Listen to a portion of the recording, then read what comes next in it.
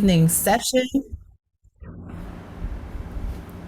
Tonight, I present to you Professor Melvin Robertson. And before I hand it over to Professor Melvin Robertson, you know what I'm going to say, y'all. Here's a quick reminder. Let's get ready. Let's turn these cameras on so that we are present and we are giving all that we have today. Let's be prepared to participate. If you have any questions, don't hold back. You guys can unmute. You can place it in the chat. But we definitely would love to see your faces this evening. And before we end today's session, guys, it is so important that you guys complete the evaluation that we will place in the chat.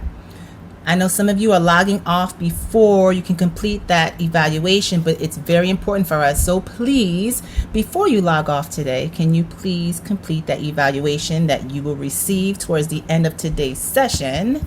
And as I stop sharing and hand over all sharing rights and everything over to Professor Melvin Robertson. Let's get these cameras on, friends. Thank you, Vani. Thank you, Nene. I see you, Sanaya. Let's go, friends. Professor Melvin, I hand it over to you. Enjoy, guys.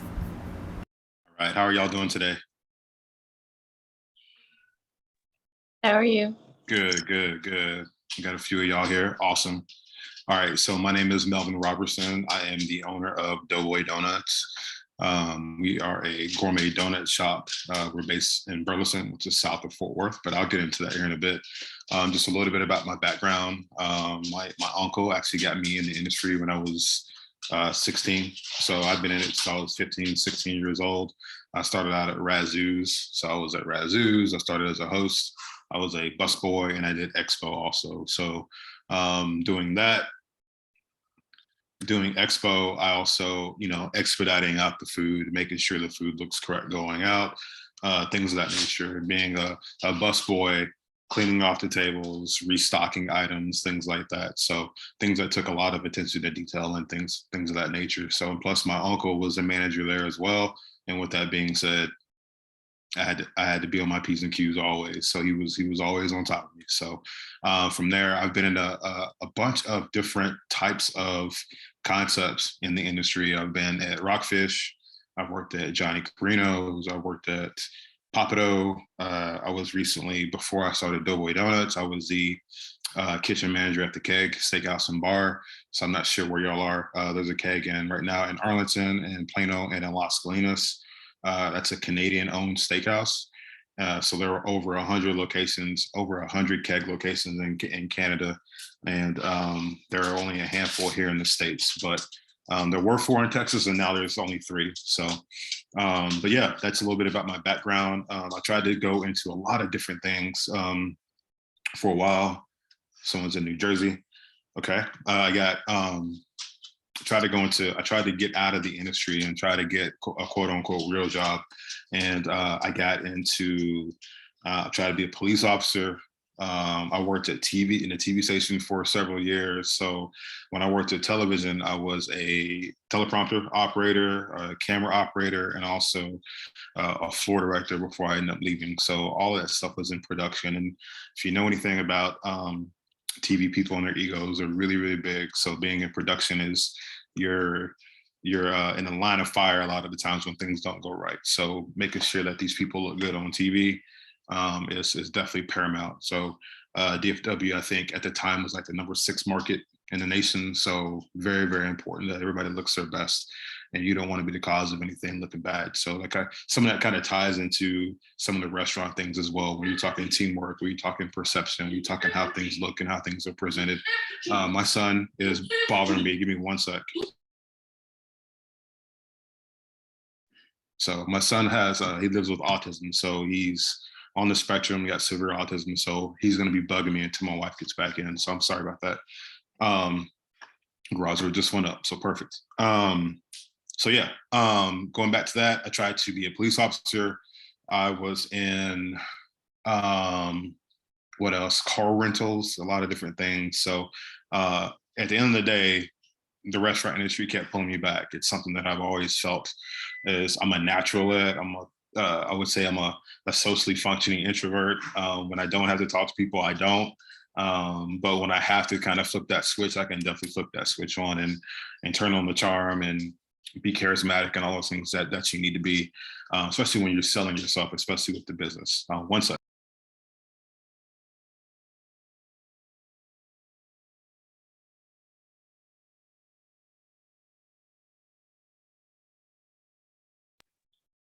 All right, sorry. So yeah, what I ended up doing is after all those things, I decided to get back in the industry. I went back to the keg. Actually, I went to the keg where I was a server, and after a few months of being a server, they promoted me to server trainer. I think it was about 3 or 4 months, and then I was a server trainer for several months until I began to get into management. So getting into management looked like a ton of training. I believe it was 90 days of training, actual kitchen training for the most part. A lot of it kitchen, a lot of it front of the house. They taught you every aspect of the restaurant when it comes to dealing with guests, dealing with staff of that nature. Throughout training, after you complete your training, you also go through separate what they call modules, where they send all the new managers to Arizona, and you go through these module trainings. There's 2 different phases of that, and those are very informative. How to talk to people, how to deal with people with different types of personalities, different backgrounds and walks of life, so things like that. So yeah, worked at the keg for I was there for about 6 years. Dining room manager, server trainer, dining room manager, and then I was bar manager for a spell, and then after that I was kitchen manager for about 3 years. So being kitchen manager, you're in charge of all the ordering, managing food costs, managing waste, all the back of house things. And if you've ever, I don't know if anyone works in any restaurants or has any plan to work in any restaurants, just know working at a steakhouse like the Keg, which is considered fine dining, is you're very, very tied into meat costs, meat prices, cuts of meat, the different flavor profiles of those meats, and also understanding the different profiles of everything as well. Because we go and you explain that stuff to other staff members or anybody in training or even to guests. So, but yeah, that's that. I got tired of doing that. I got tired of going to work every day and doing that whole thing. But I started while I was still at the Keg. I had this crazy idea for donuts, and I don't know why I thought donuts. The story is there was a podcast I listened to, and 2 guys who linked up in St. Louis. One guy was from St. Louis, another guy was from somewhere in Virginia or something like that. They linked up together, finally met, and then they went out to and they met in St. Louis and went to a place called Strange Donuts. So if you know anything about the gourmet donut scene several years ago, for me, it was pretty new. And I've always had a sweet tooth. I've always loved my sweets. And getting into like the donut scene was something I was like, man, like this could be my moment right here. You know what I mean? So what I did is I began to establish a proof of concept before I left my job. So I established a proof of concept. I had actually created a logo, I had a name, I had everything certified with the state before I actually made a donut, which was pretty crazy. I did everything backwards, but I was the kind of person to just kind of dive headfirst into it. So this is in 2014, late 2014, whenever I had this idea. From there, I started learning how to make donuts. Does anybody in here know how to make donuts? Anybody ever made donuts at all? No? Okay. So if you don't know, your typical donut place is probably going to have their donuts come out of a bag mix. So everybody's familiar with Dunkin' Donuts, right? So if you have a Dunkin' in your area, you like going to Dunkin'. Who likes Dunkin' Donuts? Hands up. All right, cool. So what I'm gonna tell you right now is y'all are all, Rosie said it's okay. I'm gonna let y'all know those donuts are frozen. And that's something I didn't know either. So Dunkin' is so big right now, what they do is they're able to fry their donuts off-site. Donut production is done off-site, and then those donuts are shipped to the store every morning. So if you go to a Dunkin' at 9 or 10 o'clock, or sometimes even 3 or 4 o'clock in the afternoon, you may not see certain flavors in there because they have to be pull thawed, which means they're either pulled out the morning of or the night before in order to reach room temperature so that they can be glazed. So they do all the glazing and all the filling and things like that in the shop. So when you go into a place, you see those perfect little circles, you know for a fact that those aren't human-made donuts. So Rosie also says she likes Krispy Kreme, and Krispy Kreme is fine. I think they're too sweet. But what I did is I took a little bit out off of their page, and Krispy Kreme, whenever I'm skipping around a little bit, I tend to ramble. So right, never look at them the same. When you Krispy Kreme, it's all done by a machine and all that stuff. That it's just a back mix. My original recipe was actually a Krispy Kreme copycat recipe, and from there I tweaked it and I added several different things and spices and stuff like that and different tweaks to my dough to get it to that right consistency. So it's very similar to a brioche, but it's not actually a brioche. We have a blend of cake flour and all-purpose flour in our donuts, and that's what gives it the density, but also makes it nice and fluffy, and also gives you the layers and flakiness and things like that inside as well. So anyways, going back, Dunkin' Donuts, I was completely shocked whenever I found out those were frozen, but it made sense, right? You're doing something high volume, you're doing something that needs to be really, really consistent. Everyone loves a good donut. They can make them make them really consistent. If they just had them done at some hub somewhere, some production facility, and then shipped to each location, it's actually pretty smart. However, me growing up, I grew up doing everything from scratch, making everything, like nothing off the box. We don't use that stuff. It's recipes, getting down to the nitty gritty, putting your sugar, your flour, your salt, things like that in there, and not just adding water and mixing it up. So once I figured out that how the process was, I had actually tried some bag mixes, but it just felt like I was doing something wrong. So I decided to make up that recipe that I just told you about.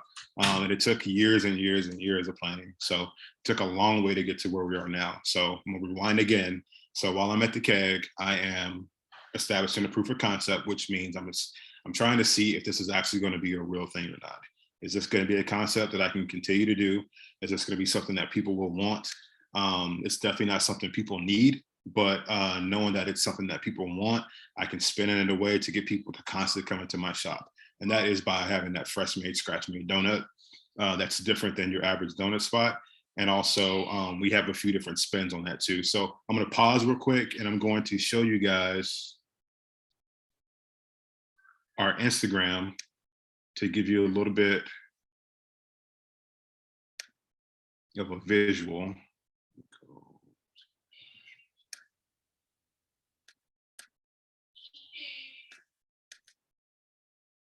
Boom. So here are our donuts. Again, everything is made from scratch. We also address these to order. Okay, so you come into the shop, it's like a fast casual type location.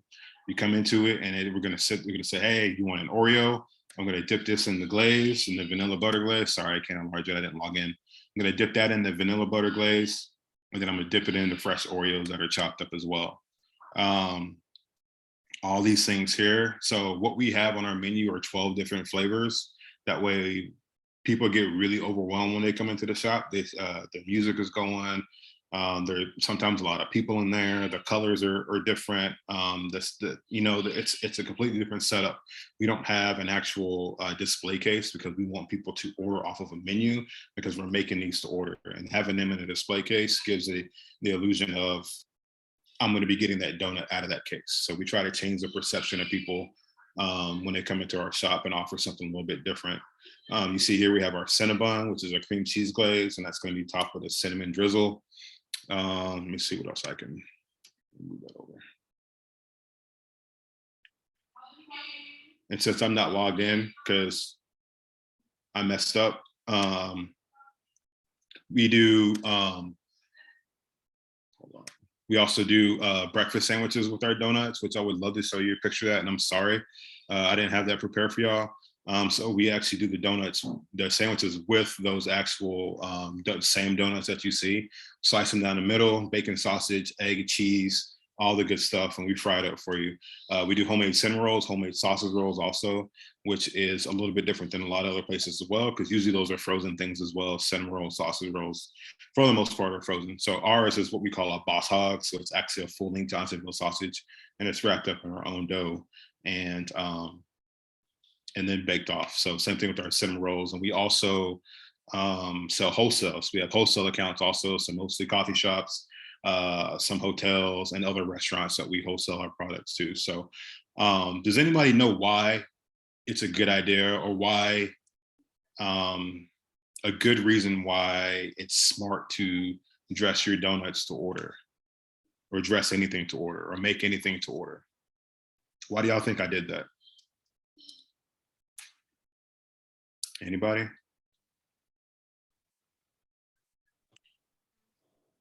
Just so that they would know that they would always get it fresh, to give the idea that they would always get it fresh. Okay. What else?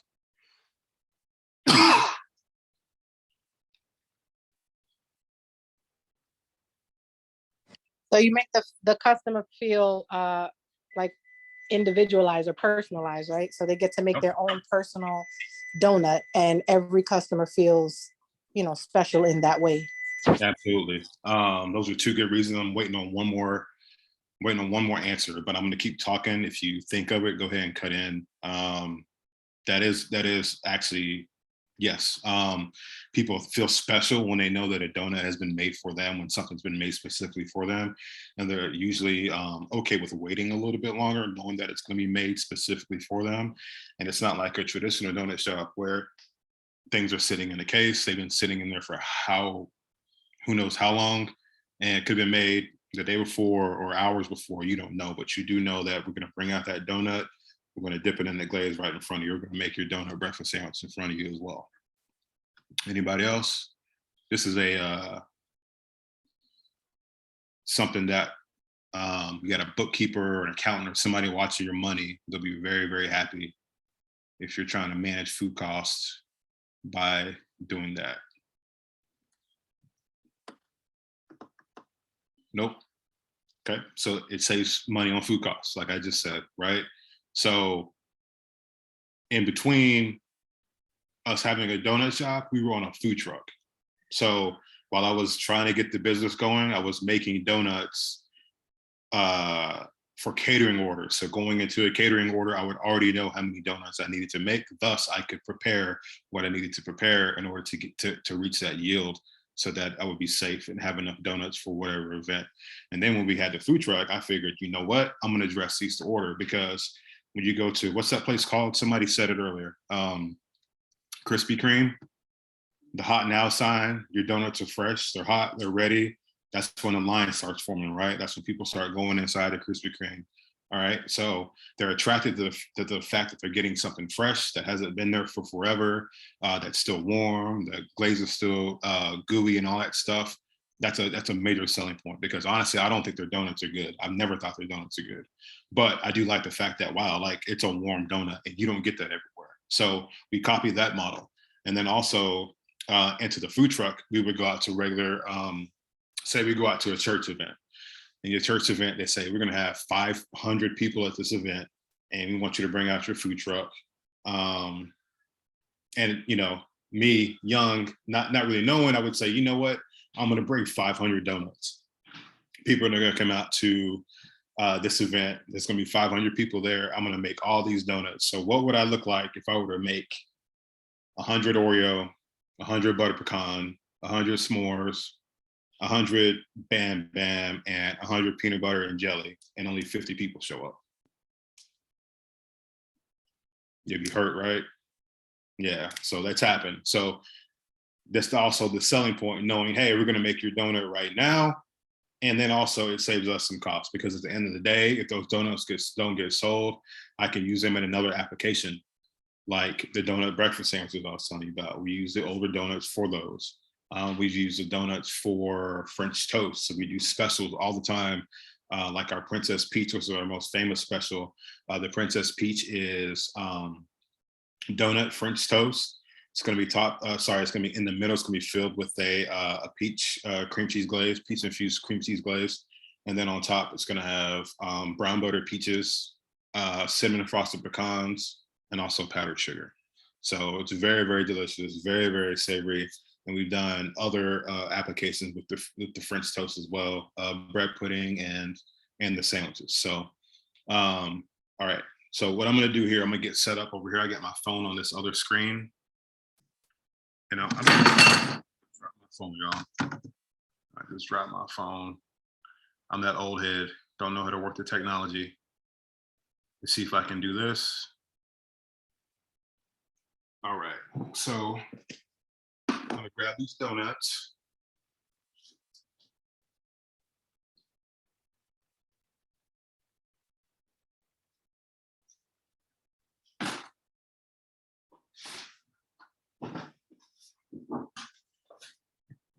I'm actually come back here on the screen. So these actually look really, really good, but sometimes you get little imperfections because it's something that an actual human was back there doing this. So normally it's like my father, he's working with me, and I have a great staff also. And the staff, what they'll do is I've got a girl who comes in overnight. She's my overnight baker. She'll come in, she'll bake off cinnamon rolls and sausage rolls for the shop and for our wholesale accounts. And then also she'll get to making dough. So our dough is cold proofed. So we proof our dough in the walk-in after it's been made. It sits for about an hour, hour and a half. And then after that, it's ready to be rolled out. So we roll that out with a rolling pin. And then I'd say about a half an inch to about 3/4 inch thickness. And then you're able to cut them with a donut cutter. And then they should come out perfect, just like this. So sometimes you have some that we call footballs. This isn't a really good example, but you have some that are really imperfect. And that's fine because that's part of the allure of coming to Doughboy Donuts or coming to a gourmet donut shop where someone is actually making these as opposed to like Krispy Kreme. There's a machine back there doing all that for them. And that's not bad. That's awesome, actually. I would love to be at a point to where I could make sure my product was that consistent by just having a machine do it all. And it saved me a lot of labor costs as well. But for the meantime, we're here to wow our guests. And I understand people are very, very big into people eat with their eyes. So making the appearance and everything look great is one thing, but you got to have a solid donut after that.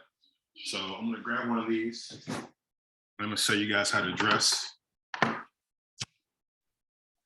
Actually, Melvin, if you want, this would be a great time to take a quick break because I know it's going to take a little bit, to show them the donut, and we got to give them a 15-minute break. So I think this would be a good stopping point. That way you can get everything set up appropriately. And kids, I know we're taking our break a little bit earlier than normal, but Professor Melvin's going to show you guys how to dress some donuts and what they do with Doughboy. So we'll take a quick 15-minute break. So that will put us back at 7:12 for my good people on the East Coast. All right. So I'm gonna put on some music. Chef Melvin, you can turn off your cameras and stuff and get everything set up. And then we'll come back and deal with some donuts. All right. Thank you, scholars.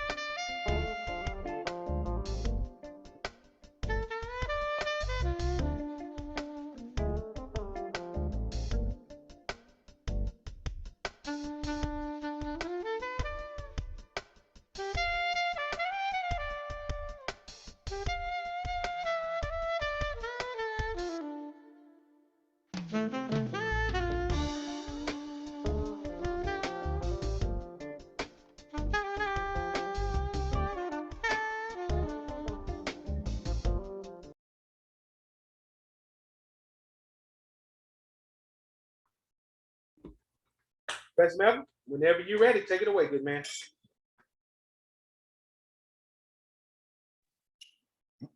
Excuse me. All right, I got my Instagram up, so let me share this with you guys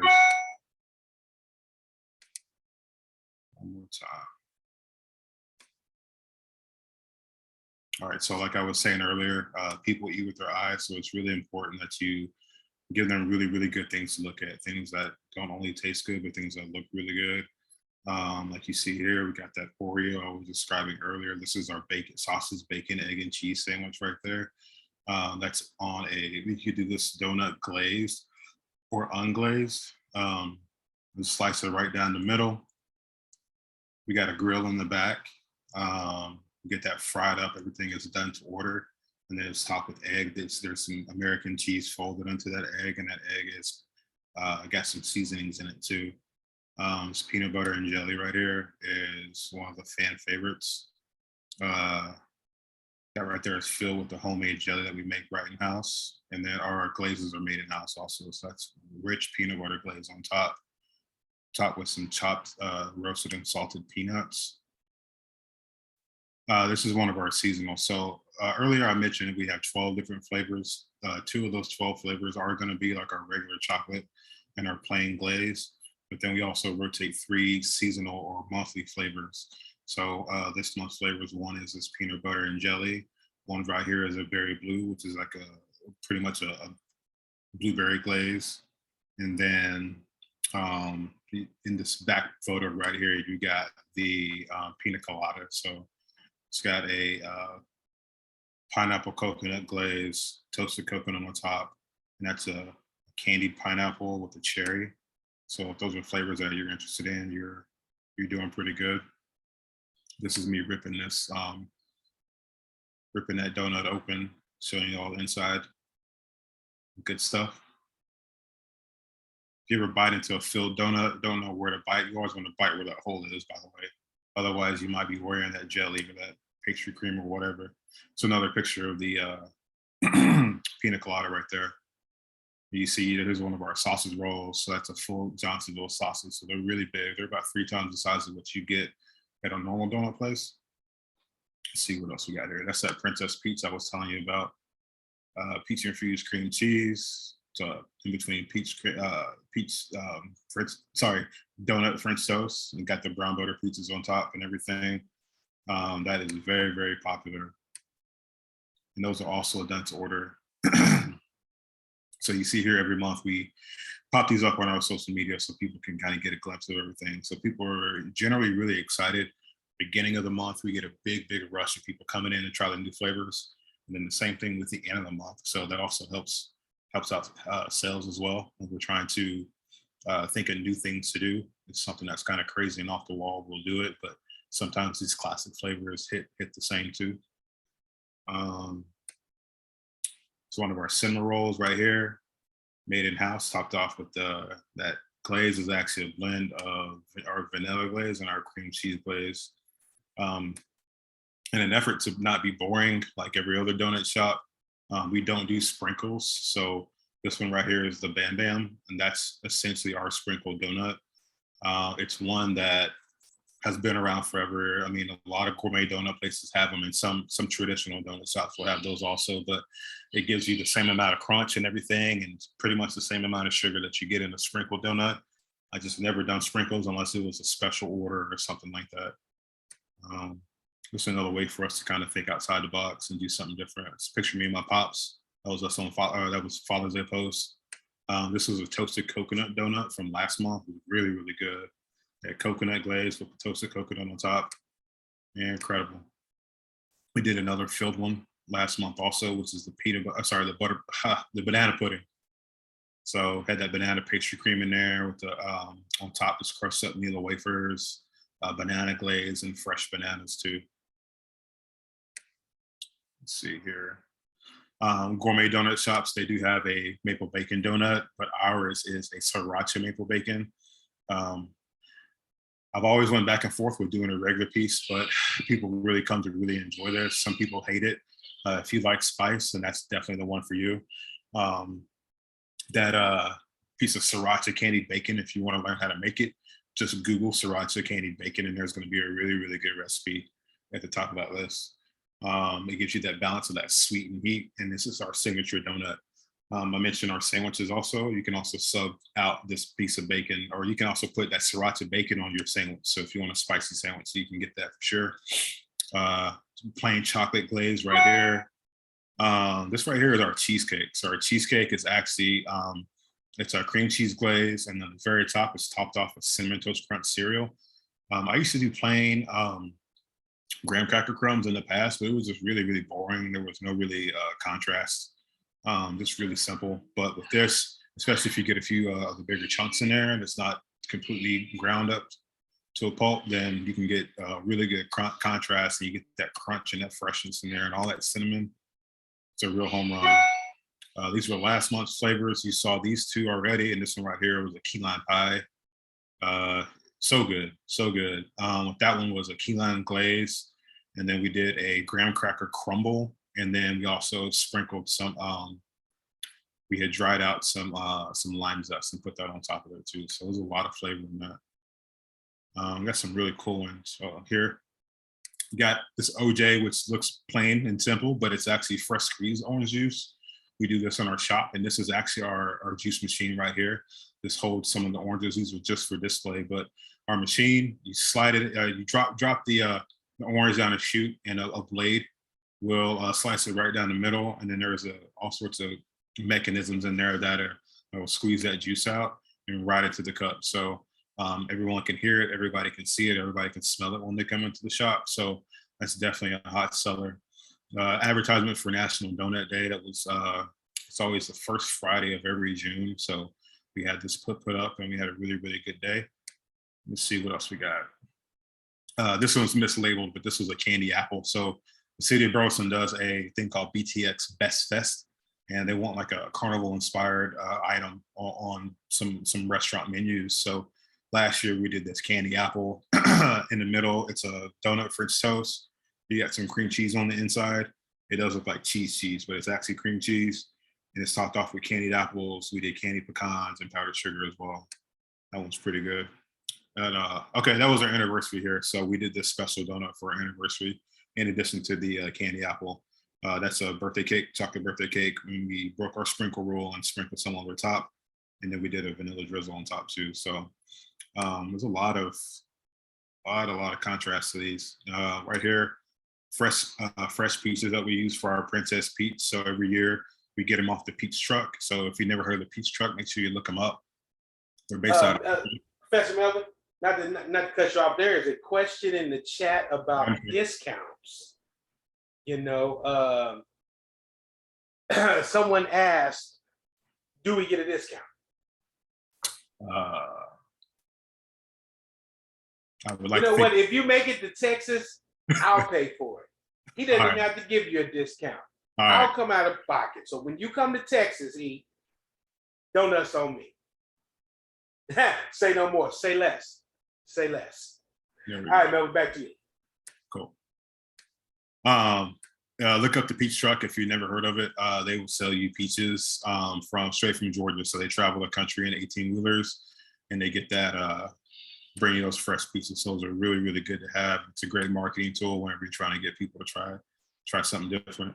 Got that. And of course, you know, the backup question to that one, Melvin, is can you teach us to make it? Can you teach us to make it? Yep. I'm gonna go ahead and hop over. If you can see this other screen here, I don't know if you can see that. Yeah, we can see it. Okay. Cool. So I got some cinnamon toast crunch right here. So that's a ground up cinnamon toast crunch. And then in this one, I got some of our chocolate glaze. I don't have a camera, so give me one sec. Actually, unshare your current screen. I got it. All right, then you put the background on that one.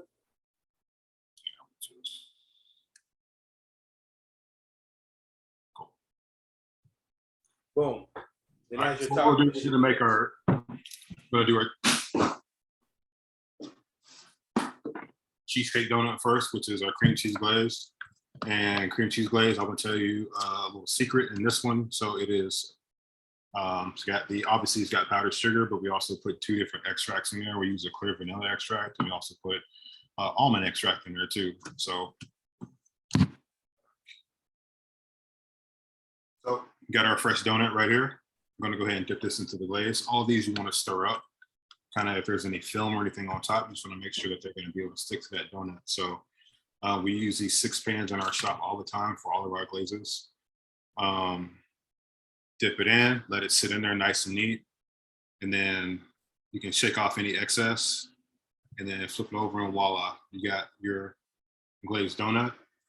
This being cream cheese. And then we got our Cinnamon Toast Crunch crumbles. Lightly press that in, give it a circular motion. If you twist and stuff like that, you might wipe, and you don't want to wipe any of the glaze off into the topping or anything.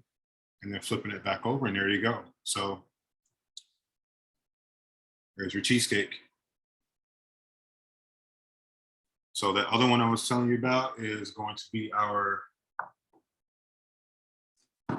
sprinkle donut, which is the Bam Bam. So we got that there. I'm dipping this into our glaze one more time, shaking that off.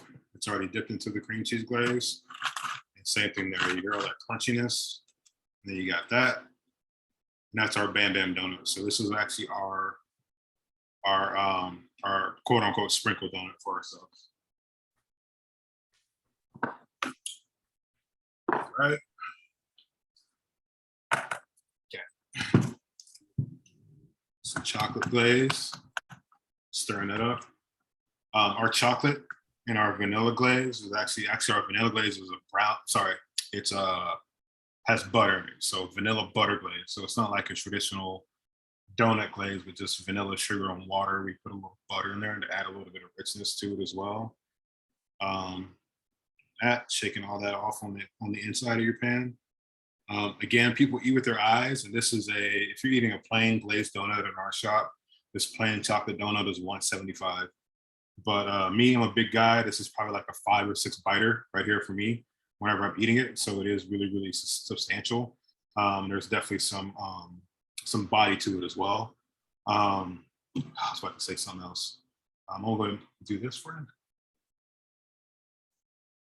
I just ate it, and then you see, got all that in it on the inside. All those. Not teasing with the eating it, Melvin. Just teasing us. Oh my goodness. Yeah, I'm sorry. Continue. Look at their faces, though. You got to read the crowd, homie. Then our cold-blooded. I'm sorry. Go ahead. They ready to make their own donuts. I know.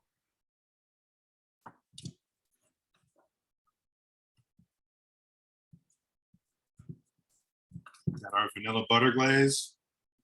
Dipping it in there. Let it sit for a sec, and then boom. As I said, it's really important that you have someone doing this that has a really good attention to detail so they can make sure that these donuts look perfect. And you also want to do it pretty fast as well. Because if we're dressing these to order, it's one thing people aren't used to doing is waiting for donuts to be made. So you got to do it really fast. You got to make it really pretty. So go ahead and do this. All right.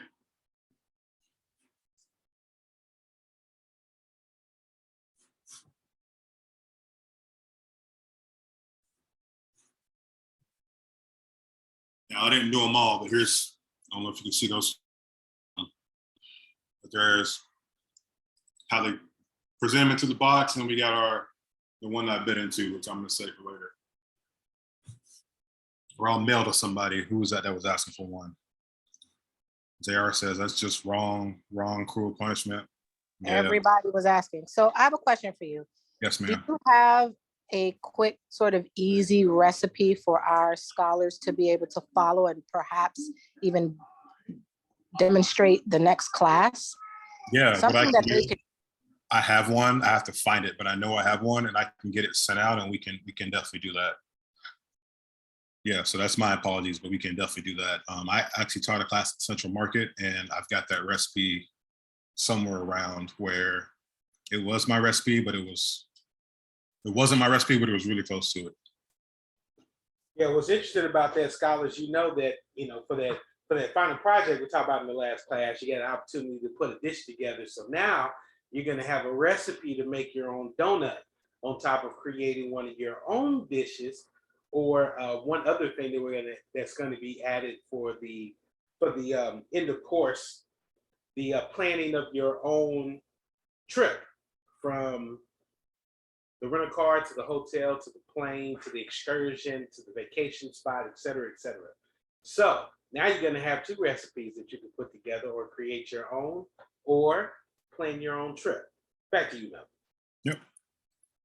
Don't be afraid to get creative with that stuff. Don't be afraid to get creative. But I can definitely send y'all something, get y'all a recipe and a few simple glazed recipes too. But I'm really, really curious to see what y'all will come up with as well. Yeah, definitely. If you can send that, like, the sooner the better. That way they have time to prep. Our last class is next week, followed by the end of course. So that would be great if you could have that to us, and then the scholars can choose whether or not they want to do that. I know I'm going to try it. Okay, perfect. So I blew through that pretty quick. Does anybody have any questions about the industry, about donuts, about flavors, about anything related to the business, the service industry? Like I said, I've been doing this a long time, so.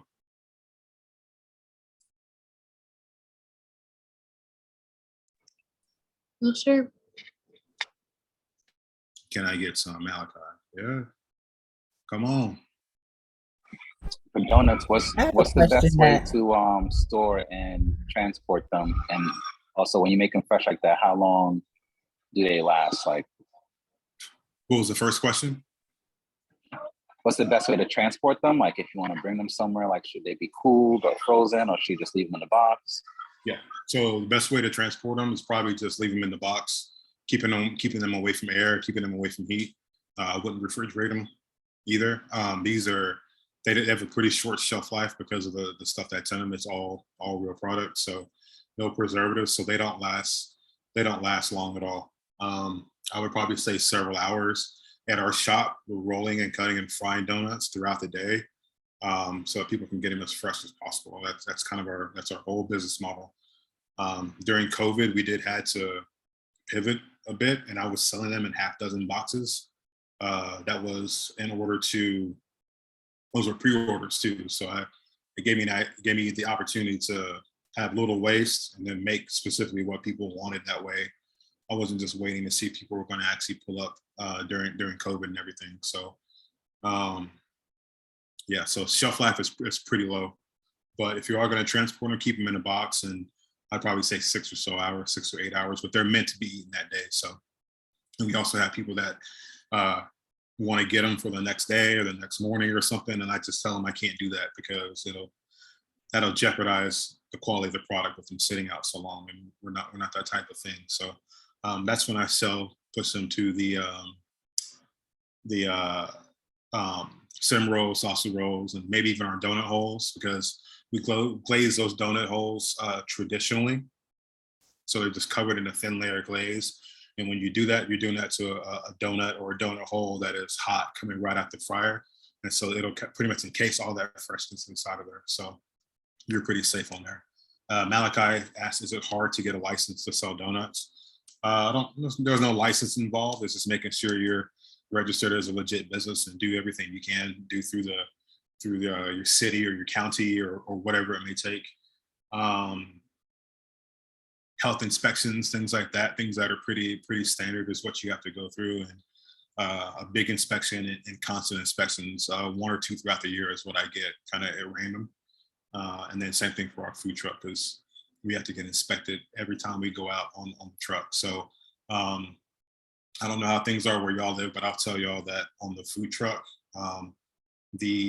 every county has their own rules, and so does every city. Certain cities fall into certain counties, but some of them don't, if that makes sense. So I'm in Tarrant County in Fort Worth. In order to sell in Fort Worth, I have to have a Fort Worth food permit on my food truck. But if I'm selling in, let's say Keller, I have to get a Tarrant County permit. So even though, you know what I'm saying, like the Fort Worth one, the Tarrant County permit doesn't carry Fort Worth.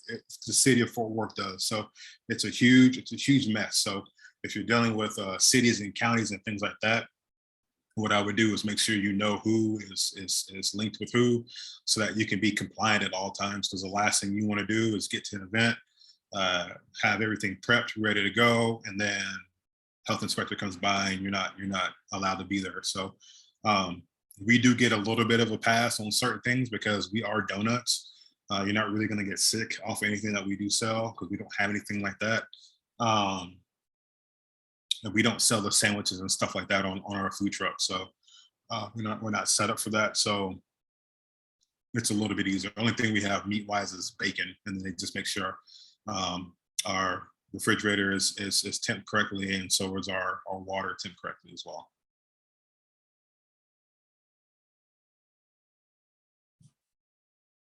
Anybody else? Y'all got something for me? Any other Yes, my questions? question was going.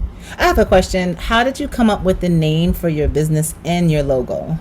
So I really don't remember why I don't know how I came up with it. I think I dreamt it or I heard it, and I know everyone is like, "Oh, Doughboy," and think of Boys in the Hood and things like that. So I'll roll with that. And people in the city, they do call me Doughboy. I've been called Doughboy in public, so it's kind of my thing now. But it's nothing. There's no cool story behind it all. And the logo was actually a friend of a friend who had designed that for me. I went to his Instagram page and saw he did a lot of caricature type art, and he came up with that logo, which I think is really really awesome. Looking back, I wouldn't have done as many colors because putting that stuff on merch, they charge you per color. So they are quite expensive whenever I do go and try to get some merchandise on there, and it's not very versatile for different colored shirts and stuff like that. So there's only 2 or 3 different shades that I can put that logo on, but it's very very unique and it does stand out, and people do recognize that logo, which is great. So, Melvin, talk about your tips for anybody that wants to get in the restaurant industry or open a restaurant or a donut shop in their area. Give them maybe your top 3 tricks or tips to help them in that process. Okay. I think that I would tips or tricks to get into get into that if you are going to join the industry or open up a restaurant is I would really really get that proof of concept out there to make sure that this is something that people will actually want. Like here in Fort Worth, there are a million barbecue places, more and more opening up left and right, but it's one of those things where they're going to be busy all day, every day, regardless of how many they are. So there are some that are across the street from each other, down the street from each other, things like that. So establish that proof of concept. You want to go to friends, go to family, go to strangers. There are times when we'll be testing out some donuts, be doing some R&D, some research and development, and then we'll cut them up. We'll set them out front, and then some of our guests will ask their honest feedback, which is another thing. Be very very open to receiving that constructive feedback. You're going to get your feelings hurt sometimes, and sometimes you're going to knock people's socks off. So I've had plenty of people who will take a bite of my donut and put it in the trash. I've had some that walk by the food truck, or they make faces, or they, ick, stuff like that, and it hurts, but it's not going to be for everybody. So also keep that in the back of your mind too. So establish proof of concept, and also be prepared to take that criticism, and also I think patience, and also understanding your numbers and things like that. So Rome wasn't built in a day. This donut thing wasn't built in a day. I've been at it 7, almost 8 years at this point. I started from in my kitchen. It was a concept. I was in my parents' kitchen making donuts, and then started making donuts in my own personal kitchen. I had a 20-quart mixer in my kitchen and big 50-pound bags of flour. I had a donut fryer in my kitchen, things like that. And then I got on the food truck. We did the food truck for years. We were out in that Texas heat. We were out in the snow. We were out in torrential downpours, things like that. So you got to get used to the grind, get comfortable being uncomfortable, establish that proof of concept, and also, what was the other one I said? Constructive feedback. Excellent. Scholars, I any have other one questions? question. Okay. I do, Dre. I have one more. Can you share with our students what fears, if any, you had that you had to push through in order to get started with your business? The fear. So I mentioned earlier my son who has autism. I think that was a really, really big fear whenever I wanted to start this business. Is my goal was to be able to put him in a position that he could succeed, and also my daughters, put them in a position that if something were to happen to my wife or myself, that they could take care of Miles. They could make sure he's fed and taken care of and has all his therapies. So I left a job that, like I said earlier, was a Canadian-owned company, which means free healthcare. So that translated to America because we were with that company. So I didn't pay for healthcare the entire time that I was a manager at the keg. So that was very, very amazing, but it was very, very hard to give up knowing what we had in front of us. But I think you have to have supreme confidence to do something like that. And you've got to really, I told someone the other day, because people used to ask me this, like if I had a plan B, and I'm like, no, like I don't have no plan B. Like, because if I had a plan B, I'd be doing plan B or doing plan C or something else right now, and everything's got rough, and just sticking to the program, keeping the main thing, what they say, and just pushing through. Awesome. Thank you. Thank you. Oh, that's pretty powerful. So let's see, I see Christian down there. Christian, I know you are aspiring chef. You have any questions?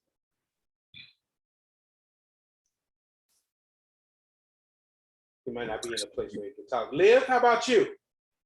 I know you've been. I know you're over there packing, but you've been talking. He has the question. He actually just answered in the chat. He said, "Yeah." Christian, do you want to take yourself off mute to ask?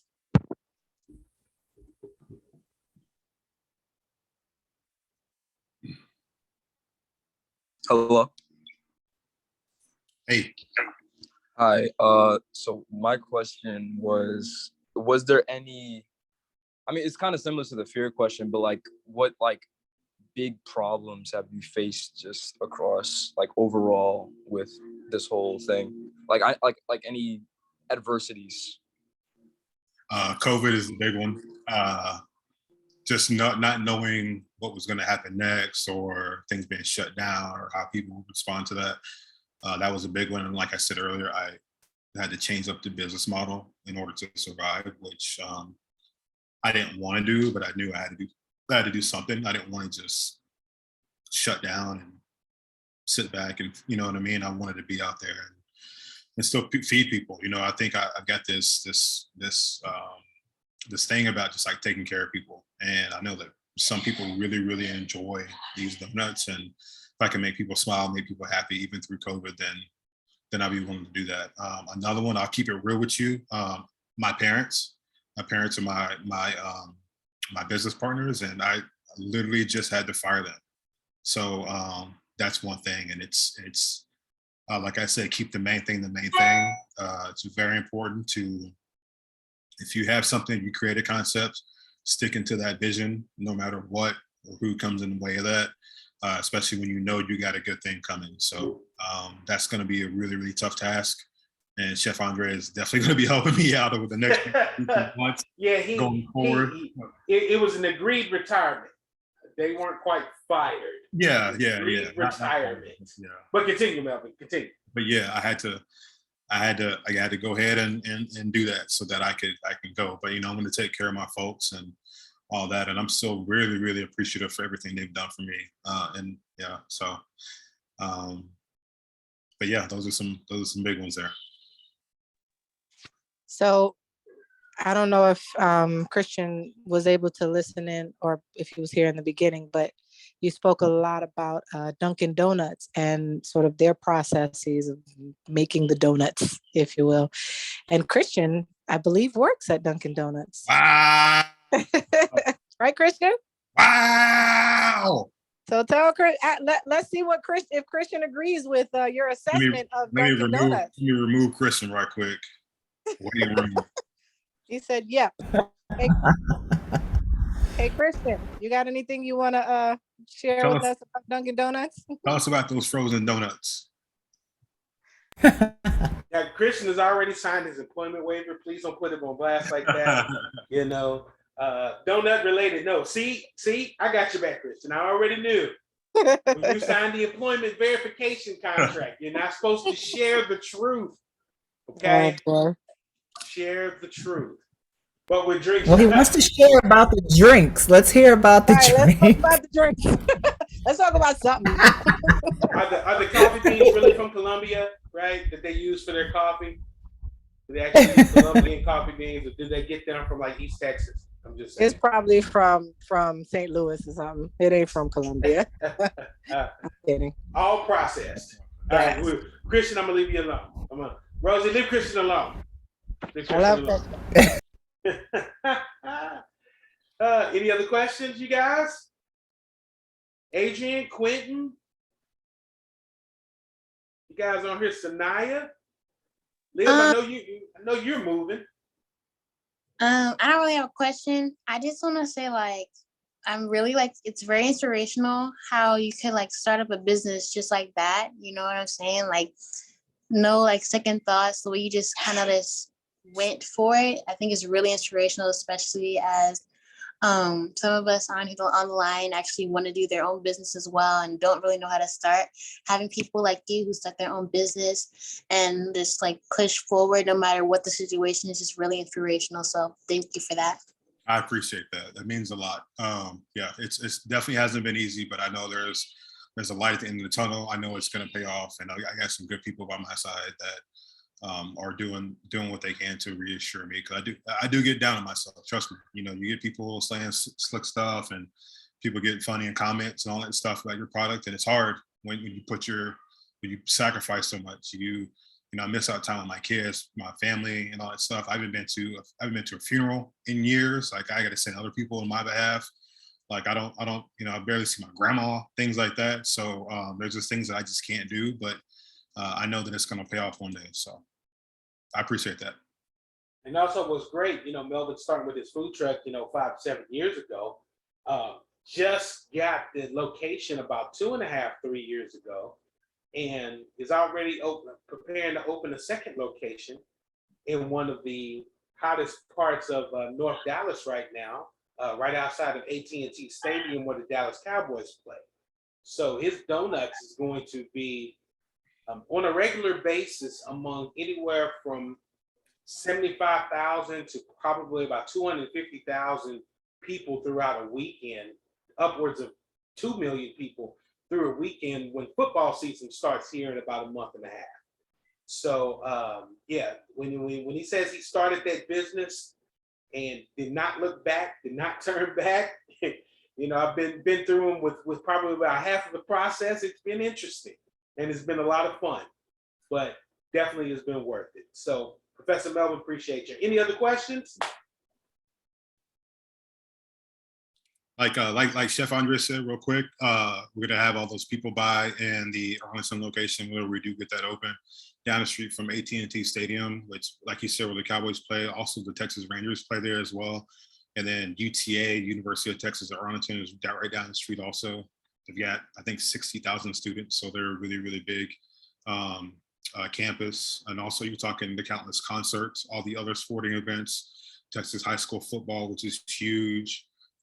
Concerts, sport, XFL is going to be in that area. A lot of soccer games are going to be in that area, which is really, really big. So there's a huge opportunity, and a product like this, if you do get into a business and you have a product that has a smaller price point, volume is what's going to save you. So put yourself in a situation or in a position where you get high foot traffic and people coming in getting things in bulk, or a lot of people coming in getting that one item. So always focus on that. And you know what, Mel? I'm glad you brought that up because I forgot. Six Flags is right down the street from Six Flags, Hurricane Harbor. Hurricane Harbor. Yeah. Texas Rangers baseball stadium is on the other side of you. Texas Live. Yep. What else is out there? There's one more big thing that's out there as well too. Oh, the Electronic Gaming Center. Yeah, it's just down the street from you too. So Texas has an electronic gaming stadium that is here where the kids come from. Well, not just kids, but all the gamers come from worldwide and participate in championship tournaments right here. So a lot of the feeds that you're watching are them playing here in Texas. And he's gonna have a donut shop right down the street. So when you talk about perfect placement and pushing through, because that Arlington location almost didn't happen. Yep. Almost was a no, but pushing through, make it happen, man, you can make those dreams come true. Absolutely. So, thank you, Professor Melvin. Thank you. That's Any other awesome. And just, I don't have a question, but I do have a comment, just because I am so inspired by your story and how, and your come up, and how you sort of made it through the ranks in this industry. My goal, or our goal as an organization, is to be able to establish these networking opportunities and internship opportunities, so that our students can travel to places like yours and be able to assist and serve as short-term interns, and possibly even, long-term employees or partners or what have you. So, this is just all the more fire for me, or for us, to make that happen and to ensure that we have these businesses such as yourself in place, so that when we do, get the students where they're at the point where they're ready for it, we can send them on their way. So thank you for that. I appreciate Absolutely. that. And hopefully you're open to, and willing to, support that. Absolutely. As we support you. Yeah. It's really imperative that I tell people, get you some homies in the industry, man, because find you somebody that you can rely on, because you never know. Because I have friends, I thought, oh my goodness, they're doing so awesome. They're kicking butt. They're doing all these great things, but they're over here, they're struggling too, or they're going through the same thing I'm going through. So even during COVID, I had a friend of mine who she does biscuits and fried chicken. And so when we were doing neighborhood tours and stuff, we were teaming up together so that we can both make money. So we pitched it like, hey, you got breakfast with Doughboy Donuts, you got lunch and dinner with her company. So they come by, one-stop shop, they're paid, and then they're gone. So get some people in your network that can help you out. Find you some, I'll be the OG.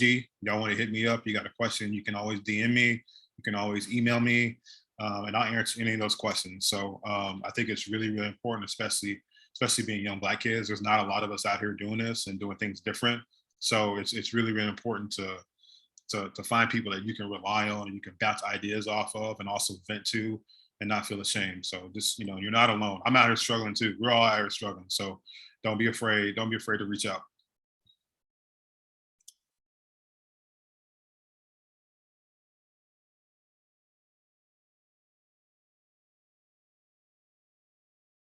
Cool. All right.